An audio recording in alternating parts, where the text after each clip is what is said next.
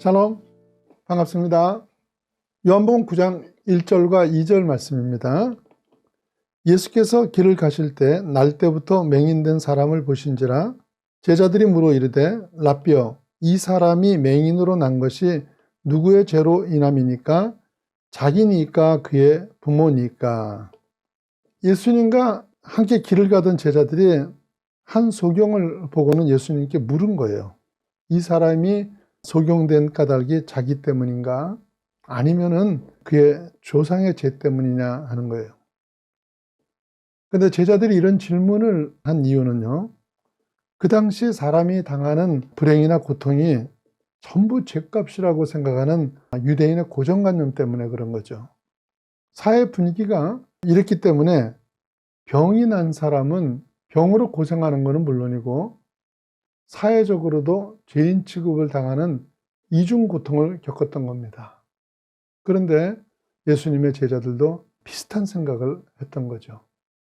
그들은 예수님으로부터 사람의 외모보다 중심이 더 중요하다는 사실을 기가 따갑도록 들은 사람들입니다. 그럼에도 불구하고 바리새인들과 똑같은 생각을 했던 것이죠. 그런데 그들만이 아니라 우리도 마찬가지죠. 어느 집이 사고라도 당하면 어쩐지 그럴 것 같더라, 뭐 이런 식으로 나가고, 본인 당사자도 주일 예배 같은 거를 빠지고 났는데 아이라도 갑자기 아프면 아이고 내가 주일을 자꾸 빼먹더니, 이런 식의 생각들을 제법 합니다.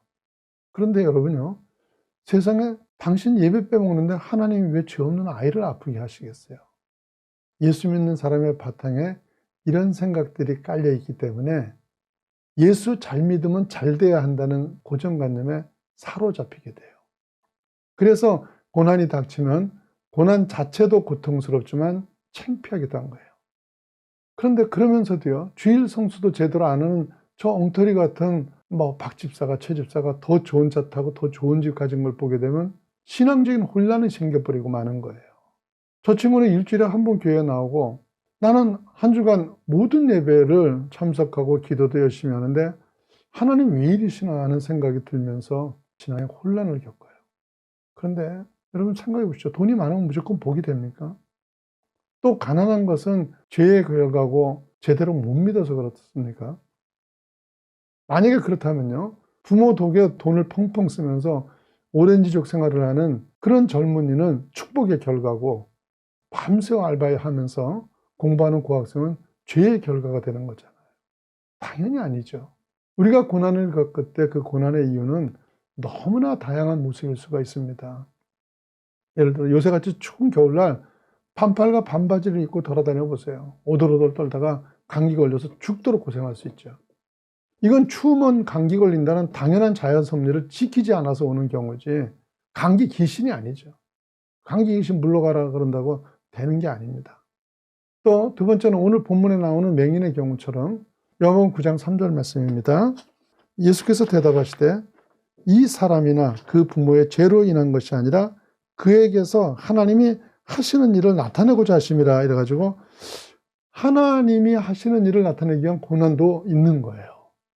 이런 식으로 다양한 원인이 있을 수 있는데, 그런데 그 원인이 중요한 것이 아닙니다. 죄로 인한 것인지 인한 것이든지 마귀로 인한 것이든지 아니면 하나님 뜻으로 인한 것이든지 어떤 경우라도 상관이 없습니다. 여러분이 하나님의 자녀 되심을 믿으십니까? 그렇다면 고난이 올 때 우리와 우리의 자녀 관계를 한번 생각해 보십시오. 자녀들을 키우는 동안에 자녀가 잘못해서 벌을 줄 때가 있을 겁니다. 그러나 때로는 아무 잘못이 없더라도 공부를 위해서 TV를 못 보게 한다든지 놀지 못하게 할 때가 있고, 건강을 위해서 아이가 정말로 싫어하는 쓴 약을 먹일 때도 있는 겁니다. 징계일 때도 있고 징계가 아닌 경우도 있지만 어쨌든 아이들 입장에서는 나름대로 고통스럽습니다. 하지만 어느 경우라도 부모는 아이를 괴롭히려고 그런 시간을 주는 것은 아니지 않습니까? 잘 되라는 것이고, 심지어는 벌을 줄 때도 잘 되라고 그러는 것 아닙니까? 하나님도 마찬가지십니다. 여러분이 하나님의 자녀됨을 믿으세요. 그렇다면 믿음의 눈으로 보십시오. 어떤 고난도 하나님은 우리를 망하게 하는 데 목적을 두지 않습니다.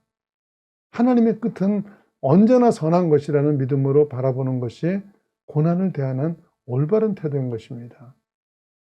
그렇다면 그런 가운데 우리가 해야 할 일은 그러면 무엇이겠습니까? 말씀에 순종하는 것이죠. 예수님이 제자들에게 말씀을 하신 후 맹인에게 하시는 일을 보십시오.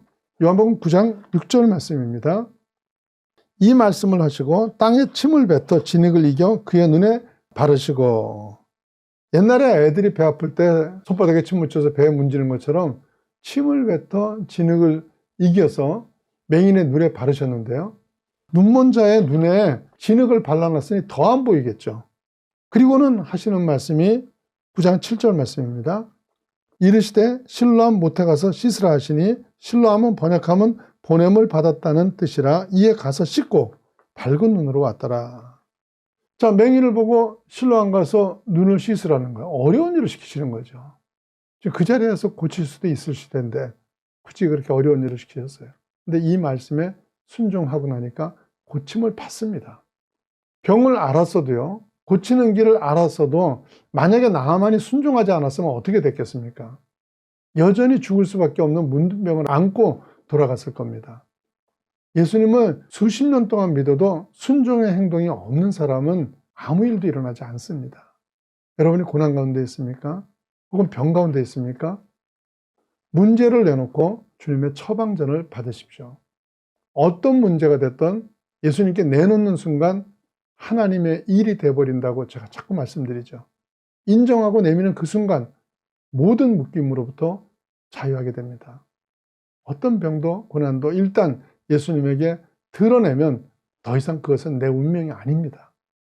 그것은 하나님의 뜻을 나타내는 도구며 택한 그릇이 되는 길이 되는 겁니다.